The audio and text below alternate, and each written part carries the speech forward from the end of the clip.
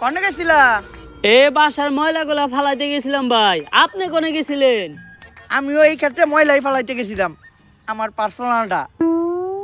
ভাই খেতে খুঁতে আগেন কে? বাইতে টয়লেট নাই। আরে টয়লেটে আঁকতে গেলে লাইট জ্বালাইতে হয়, লাইট জ্বালাইলে আবার বিদ্যুৎ নষ্ট হয়, বিদ্যুৎ তৈরি করতে আবার জ্বালানি ব্যবহার হয়। সরকার কইছে জ্বালানি রক্ষা করতে, এর লেগে জ্বালানির অপচয় যাতে না হয় তাই আমি খেতে খুঁতে আগি।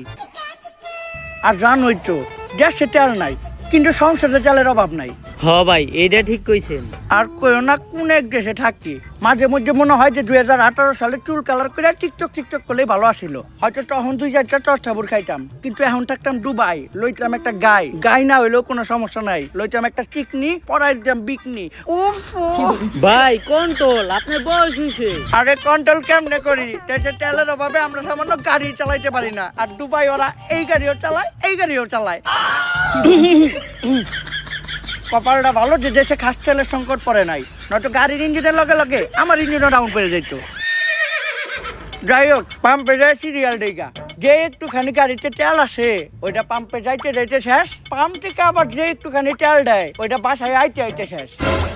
মুহের তেল দিয়ে তো আর দেশ চলে না, মুহের তেল দিয়ে যদি দেশ চলতো তাইলে বাংলাদেশ বিশ্বে তেল সাপ্লাই দিয়ে কুল পাইতো না। এখন দেখি আমাকে সরকার কি করে, এমনি করে তেল ছাড়া যদি দেশ আর 6 মাস চলে তাইলে প্রতি ঘরে ঘরে লাগে যাইব যুদ্ধ, হইয়া যাইব শেষ আমাকে সোনার বাংলাদেশ। যাও রহিম।